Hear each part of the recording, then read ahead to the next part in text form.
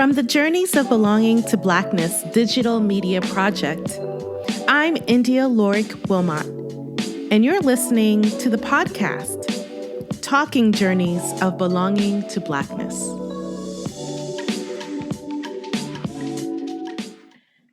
Joining us today is Dr. Christen Smith. Christen is a Black feminist, anthropologist, social justice advocate, associate professor of anthropology and African diaspora studies, and the director of the Center for Women's and Gender Studies at the University of Texas at Austin. She is the founder of #CiteBlackWomen, which is a social movement network, podcast, and blog that intends to acknowledge and honor Black women's long-standing intellectual production and motivate others to consciously incorporate and cite Black women's scholarship into their works, a practice that's often overlooked and undervalued. The author of the book, Afro Paradise, Blackness, Violence, and Performance in Brazil, Christen's writings and social justice advocacy focuses on anti-Black state-sanctioned police violence throughout the Americas and particularly in Brazil. Specifically, she contends with gendered and racialized police violence and its impact on African-descended women and communities, and, of course, their efforts of resistance. Noted as an expert on Black liberation and featured on programs such as NPR, you can find Christen's essays and articles across various outlets, including the American Anthropologist, the Huffington Post, the American Prospect, and the Black Scholar. Welcome, Christen. Thank you so much for having me today. Act 1, Call to Adventure. I am intrigued by the ways you've used your scholar activism, not only toward advancing the voice and personhood of African descendants as it relates to Black liberation and the dismantling of white supremacist systems and bureaucracy, but also in the need to edify scholars and to get them to rethink the politics of race and gender and knowledge production when it comes to actually citing the intellectual contributions of Black women's works. And it's interesting because at first glance, the two sides of myself seem like they're not connected probably to people because for almost 20 years now, I've been doing research and work on Brazil and have been working with folk down in Brazil around the movement against anti-Black policing and anti-Black state violence there. And part of that work, and this is where it's interesting, because I really appreciate your question because it helped me to kind of think about how did I get from the struggle around and against policing to citation. And I think part of what I've always sought to do as a scholar is to disrupt hierarchies of knowledge. And so one of the things that I was aware of when I was in Brazil, when I first started going to Brazil, that the experts on the topics that I was really wanting to look at were the people that I was working with. They're people in the communities, they're the organizers, they're the militantes, as we call them, right? Activists, they don't like to be called activists, so I don't ever call folk activists because they say activists do activities. And so the militantes, the people who are out there really fighting against the system. And I realized that they were as much part of my dissertation committee as were my professors at the university. And so one of the things that I started to do really early on in my work, and this comes from sociologists like yourself, like Patricia Hill Collins, who talk about the need to valorize Black women's everyday theorizing, right? Disrupting that knowledge hierarchy that we've had in anthropology since the dawn of time, that really looks at some people as informants and some people as the scholars who interpret life, and really foregrounding the experiences of the folk that I was working with as theory, not just as information. And so that in and of itself really helped me to reframe how I think about knowledge And I think that a lot of that comes from my early Black feminist training from college and reading and being, I think the very first book that I read when I got to college, and I went to Princeton, so back in the day, the very first book that I read, Angela Davis's Race, Women, and Class, right? And it made a profound impact on me. Right. And that was like my first class. And it was with, I'll never forget, it was with Professor Juanima Lubiano. And we were just reading, Davis and Audre Lorde and, all of these Black feminists that I had never read before, but who were speaking my life.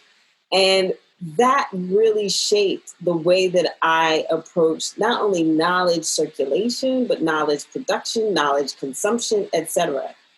And so I have always sought to put the voices of Black people and Black communities to the foreground of my work as theorizing and not just informing what it is that I'm doing in the traditional anthropological sense. And so for me, that has always been about recognizing the ways that we need to disrupt white supremacy, patriarchy, misogyny, etc., and particularly putting Black women's voices first. These things have always been very salient to me. But part of what ended up happening, like it does with most people, most Black women, I don't know if most Black women, but as I'm doing Cite Black Women for this time, I'm realizing it's a lot of us out here that have this experience. I very innocently came to the academy thinking that this was a meritocracy and we could just produce our research, and that if it was well done, that people would engage it and that other scholars cite you because you cite what other people have said when you're talking. I mean, I was trained to read widely and to go out and figure out who has talked about this before, cite them, engage their work, the very innocent things that we all learn that we think are truth before we get into the academy. And then what ended up happening was that I very quickly realized that the politics of citation in the academy are very misogynist and anti-Black and impact Black women in very perverse ways. And so I had a very nasty experience early on in my tenure track career where a young scholar plagiarized my work, paraphrased it, did so brazenly with the co-signage of senior scholars. Wow. And that was when I started Cite Black Women a couple years after that. It took me about 5 years after that experience to get to the point where I really wanted to where I was at the breaking point. And I decided that I wanted to try to make an intervention around that. But it took me a while to get my voice around that. And that's a really kind of roundabout way of saying that it is that early training around foregrounding the voices of people from communities. And that's where my citational politics come from. But the actual praxis around Cite Black Women in particular came from the pain of the experience of being erased. And so it's interesting because our journeys are a mixture of both charted path and unexpected experience. That's where you get all these disparate pieces of me, to kind of paraphrase Toni Morrison. Now I'm going to call you to telling us your adventure to all these desperate paths, because they all come and they meet at a particular point at different times. So it's really interesting because I feel as if I'm still discovering those paths and I'm still thinking through where I am.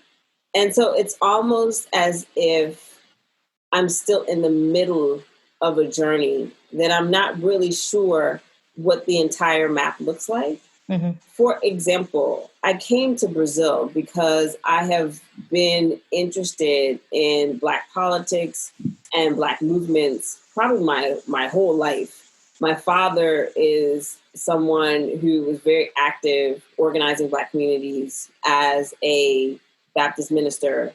And I grew up with him organizing protests and making denunciations, and grew up around folk who were leaders of the civil rights movement. And so engaging in social justice work has always been a part of who I am. And for me, getting to the point where I really wanted to understand more about the Black community from a very early age. One of the things that I was always intrigued by was the extent to which Black people around the world are connected. And, that's not something, I don't know about everybody else's education. That's not something that I went to public schools pretty much my whole life. And it's not something we were taught about in school for the most part. We kind of taught about it informally. You grew up in DC. I grew up in DC, yeah. Right. I grew up in so DC. Chocolate City, but yet there's still like this gulf in terms of knowledge production and the teachings around the African descendant experience, that there was still dearthness and that you were still seeking. And outside of your dad, you had to cultivate that on your own. Absolutely. And I think that it's hard to explain because I think that we got a lot of information about Black culture, but it was very superficial. And so it was very much the kind of information you get in your social studies textbooks and not the kind of information that you get from being in spaces. And so I was always interested in kind of like cultures and really trying to understand other countries and other cultures. And so I started traveling when I was in high school, going to the Middle East, actually. And I was really interested in Blackness in the Middle East, of all things. Like, I know it sounds like, how did you go from there to here? But I was always interested in Blackness in the Middle East and had done a lot of work. I took Arabic in high school. I took Arabic all through college. That was what my undergraduate thesis was on, was Black identity among young women in North Africa. And so I was always interested in these things. But when I got to graduate school, I realized that there was a whole part of the world, namely my own hemisphere, that I didn't know anything about. And there was this huge country that had all these Black people that I didn't even know had Black people because nobody told me about them. And that ended up in me coming to Brazil in order to do research on Black identity formation. But when I got there, I was all bright-eyed and curious about Black identity formation. And I was wanting to know, well, people say that Blackness is really not very salient in Brazil. And so I wanted to really talk to people about how they form their Black identity and what that looks like. And the folk that I was interacting with looked at me and said, this is, we really, we don't want to be mean or anything, but this project is really not helpful because we know we're Black.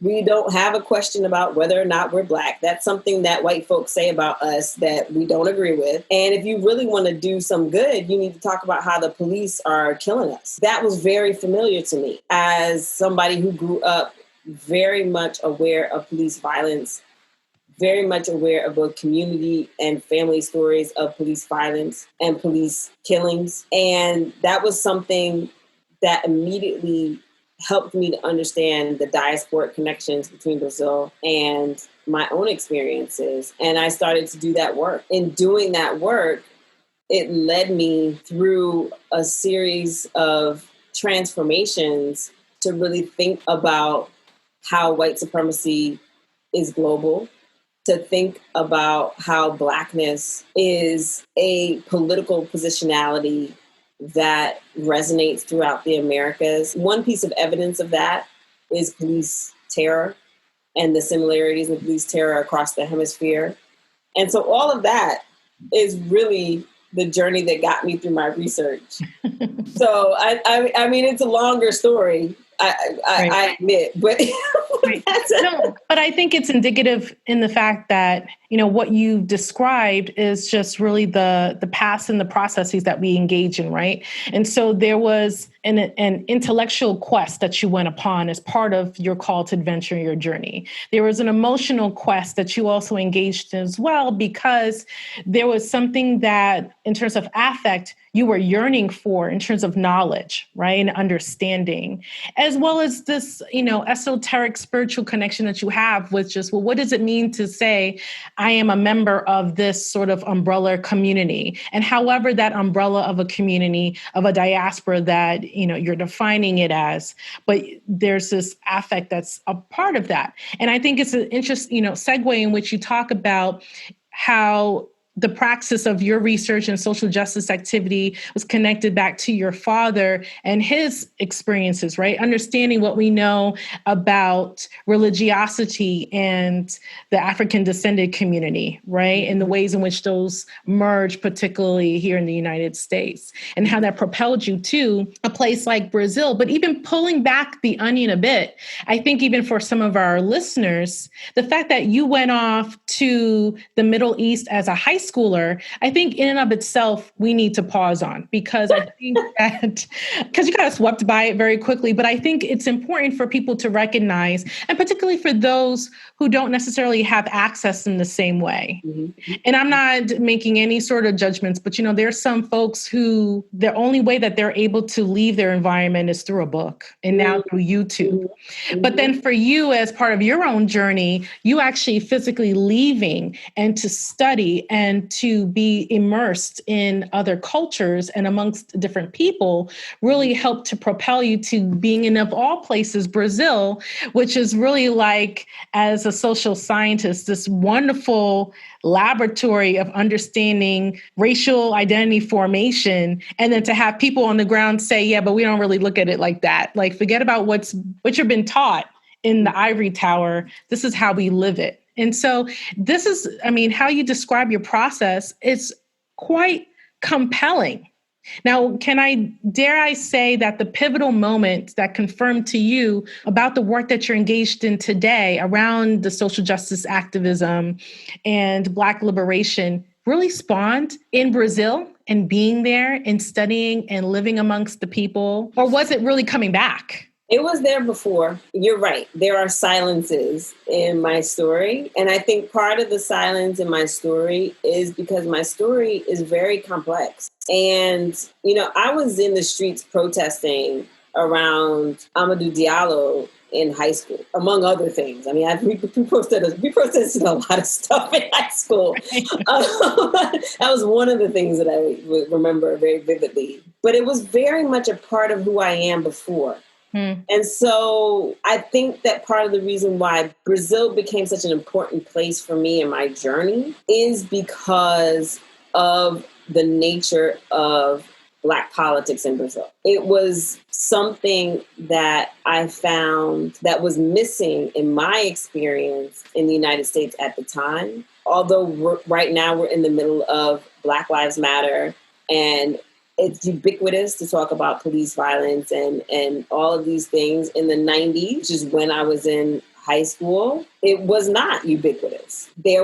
Everybody knows, obviously there's always been people organizing, but it was the height of the idea of the super predator. And that was the height of the tough on crime Democratic regime. My politics haven't changed on how I feel about these issues, but at the time I felt alone, or at least very alienated, especially because I found a lot of patriarchy in the more Afrocentric movements that were talking about these issues. And so I felt myself floating in a lot of ways. I don't know if you have folk who are listening to your program who are younger, or people who may have children who are in high school, et cetera. I think it's important for people to know my story in terms of how I got to the Middle East in high school.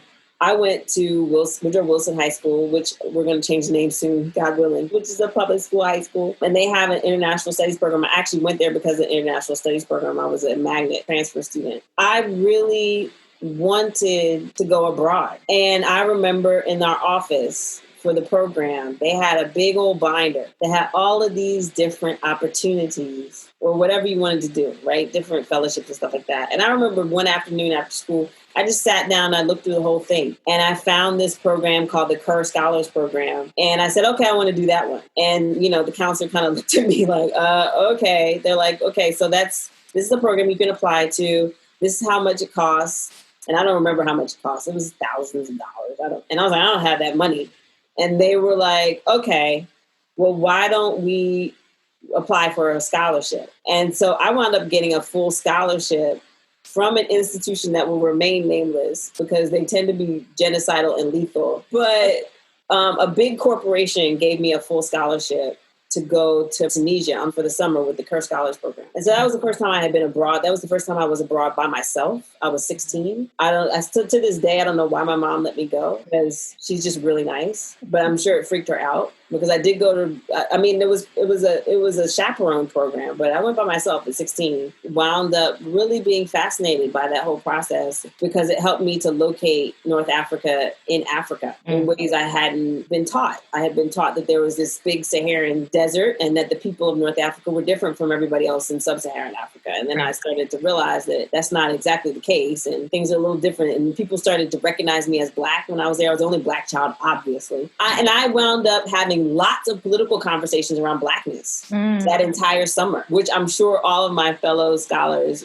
will remember. That's great for you being 16, because I think oftentimes, the context in which we live in can very much frame even those same kinds of conversations, right? So being US and going abroad and having topic-wise the same conversation, but the nuances, the issues, everything else, you really get to see the distinctions, and that it's not this monolith of, maybe there are certain kinds of thematics that are consistent because of supremacy, because of patriarchy, but its expression is nuanced, is different. And so for you to have had that experience at such a young age, to be able to say, I'm going to take myself out of my US context and put myself in this very specific geopolitical context, that's earth-shattering and mind-blowing in and of itself as an activity. Yeah, I think it's interesting. I'm glad you say it that way, because I never think about it, to be really honest with you. And I think that it's part of the reason why this work is so... In the beginning, I said it feels like I'm still in the middle of the path, because it's very rare that I take a step back and look at everything, everywhere I've been, because I'm still trying to struggle and get up the mountain, And so it's almost as if, you know how you're climbing up a mountain and then you never look back to try to figure out where you've been. And then when you happen to look back, you're like, whoa, that's pretty far. And that's kind of how I feel about it, because it was very different and strange for me to do that at that age and to keep doing it. But these are the things that you're right. They definitely did shape much of my politics and also help me to see things in a different way. And I will say this, part of the reason why I see Brazil the way that I see Brazil is because of my experience in North Africa. Because anybody who knows North Africa knows that Brazilian culture, although people really want to talk about its ties to Latin America and its ties to Portugal, when you live in Brazil for any period of time and you have lived in North Africa, you see just how profound the Arab influence is on Brazil. I mean, it is striking. It is more Arab than it is European by all stretches of the imagination. And I think that probably has a lot to do with the Moorish influence on Portugal. And it helped me to really understand the global dimensions of race and Blackness in particular. Because when people were telling me what you see about Blackness here in Brazil is unique because of the unique ways that the Portuguese engaged in slavery. And I'm like, no. This is a uniquely North African legacy of slavery. And this is a uniquely North African legacy of race. And the ways that race mixture is, the ideology of race mixture is very North African. Right. And I know a couple of people who agree with me. Very few people recognize that and very few people talk about that. And it's part of the reason why I have been so adamant about my critiques of racial democracy and why I'm so adamant about the relationship between racial democracy and anti-Black state terror. And I think people are kind of stuck on that when we're talking about Black liberation.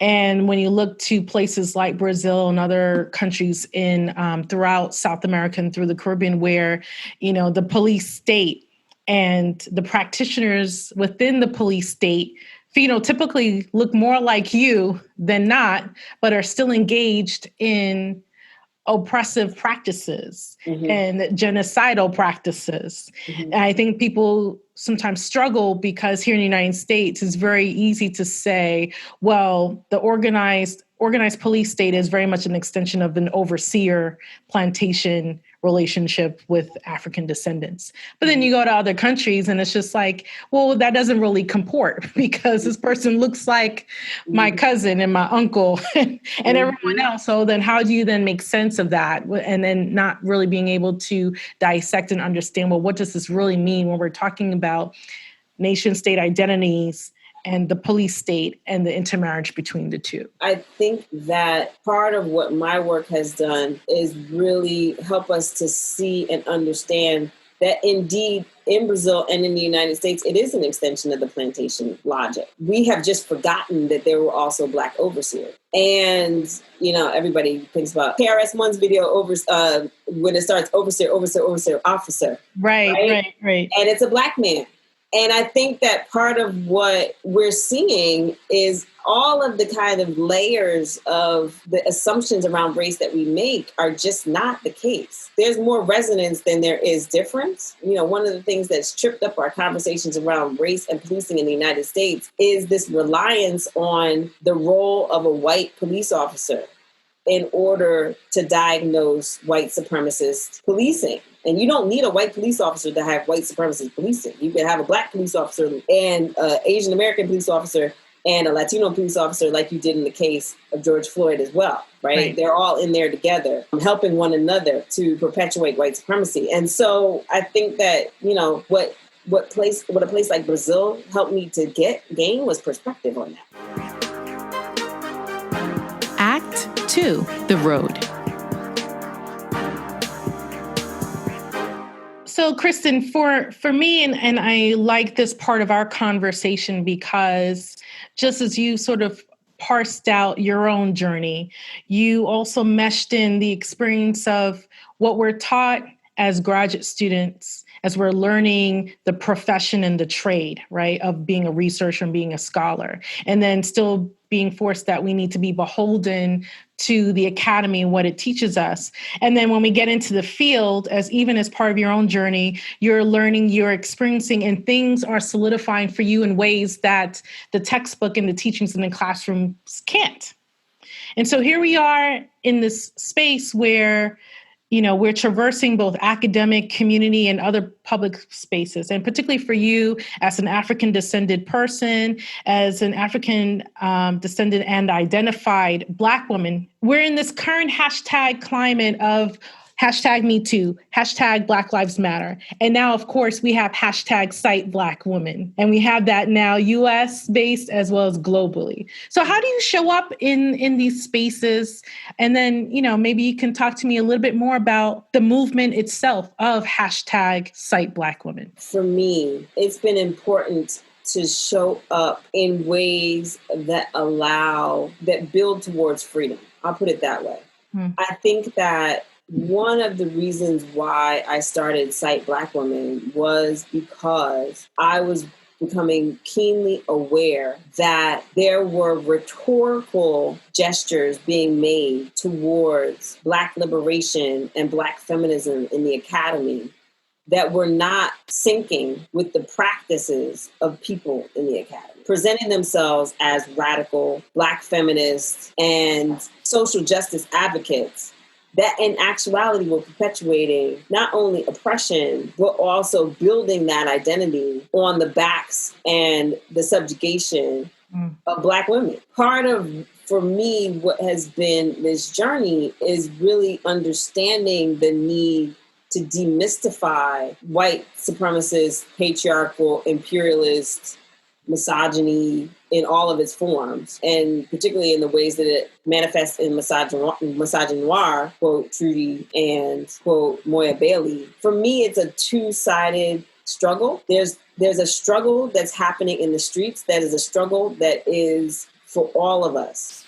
And that, to me, is the important struggle. And then there is the struggle that's inside the academy. That is the struggle to deconstruct the structures of power that create a false barrier between the academy and the world. And that false barrier is important because a lot of people think, well, why do we care what's happening in the academy?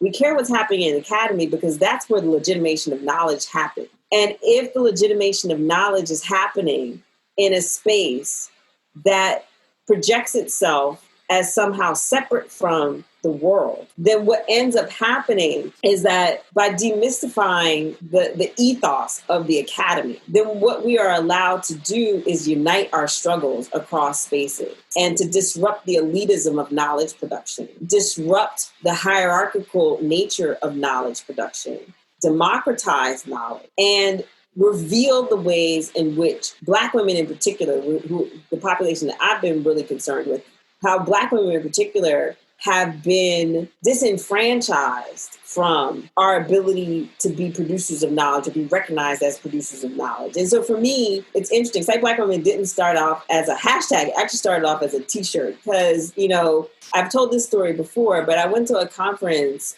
back in 2017 and I saw somebody present slides that had parts of my book paraphrased on it. Literally, it looks like they put parts of my book into the thesaurus and just changed the words. You know how people do that? And didn't credit me at all. And you can imagine the sense of utter bile, of anger that rose up in me when I saw that. And you can't do anything in a moment like that. You can't do anything because you're at a conference. If you say anything, what am I going to do? Stand up, curse the person out, walk out? Then I'm the crazy Black woman, right? And then I really am delegitimated in all ways. And so you literally cannot say anything. It is the most frustrating and hand-tying situation that one can be in. And I think people don't really understand just how powerless we are in the face of these kinds of injustices, right? You can't curse people out. You can't, literally, when you do that, because of the elitism of the academy, then what ends up happening is that you become the bad person. And so I just got so frustrated. I literally remember feeling like I either wanted to scream, break something, or cry. I didn't know which one, but I was just frustrated. This was not the first time I had been plagiarized. I actually knew and recognized who was doing it. And it was the person who had been doing it for years to me. And which is why I often talk about the relationship between Cite Black Women and the Me Too movement, because in actuality, it is a kind of abuse that's built on misogyny. And it's very much impregnated with power dynamics of patriarchy. And so what ends up happening is that you get gaslighted, you get completely blackballed, people talk about you, and there's a process that goes on that delegitimates you as a scholar and as a person in order to not for that person to be able to pretend that you're imagining things and that this didn't really happen to you. And that at that moment, I was like, you know what? Because I was frustrated. I was like, you know what? You know what I'm gonna do? I'm gonna make a T-shirt, and it's gonna say "Cite Black Women," period. And I'm gonna sit in these conferences and I'm gonna wear it, because next time somebody does this to me, they're gonna have to look me in my eye, look at my shirt, and plagiarize. I ran out and I was talking to one of my best friends, and I was just joking with her about it. And I was like, girl, I'm about to make a shirt. I'm gonna make a T-shirt. I'm gonna sell that joint. I decided I was actually gonna really do it, because as you can see from the conversations we've had about my life and my trajectory, when crazy ideas come to my head, I actually do them. And I brought them to the National Women's Studies Association meeting back in 2017 for the 40th anniversary of Combahee River Collective. Was there with one of my longtime collaborators and friends who was running a school in Brazil, in Bahia, that's for kids that are in a community that are plagued by violence. And so I decided, if I'm gonna make this shirt, because this is back to my whole Black feminist ethos and who I am as a person, I don't want any money from that. So I was like, here, you take the money and I'm gonna make the shirts, okay? And so she was just like, okay, word. I was like, all the money I make from the shirt, I'm gonna give it to you. And I literally sold those shirts and handed the money to her at that moment, because she was there presenting with me. What ended up happening, because I made that out of a space of pain, when I went to the American Anthropological Association meetings, people asked me for the shirts. I was like, okay, I guess I'm bringing shirts. And so I ran to a T-shirt printing press and I had some made and I brought them and they were selling out. And I was like, oh, wow. And they were just like, well, what are you going to do? You got to keep doing this. You got to keep talking about this. And people already knew my work, and they already knew the fact that this is something that the way that I do my work is completely enwrapped in this for so long.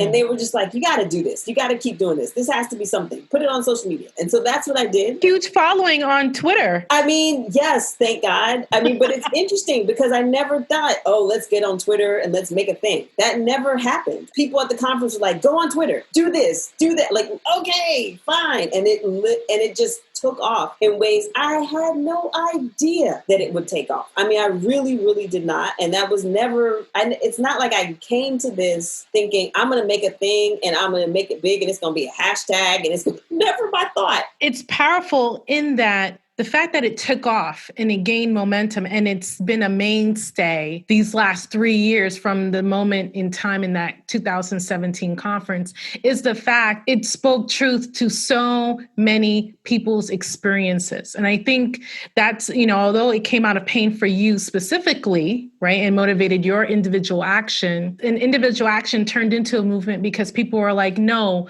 me too in this experience. My erasure is real and I see it. That breathlessness that you experience when you see your work up there and someone purported as their own, had that experience as well, where you sit there and yes, true to form, it's almost as if someone knocks you in your chest and you're like, wait, what?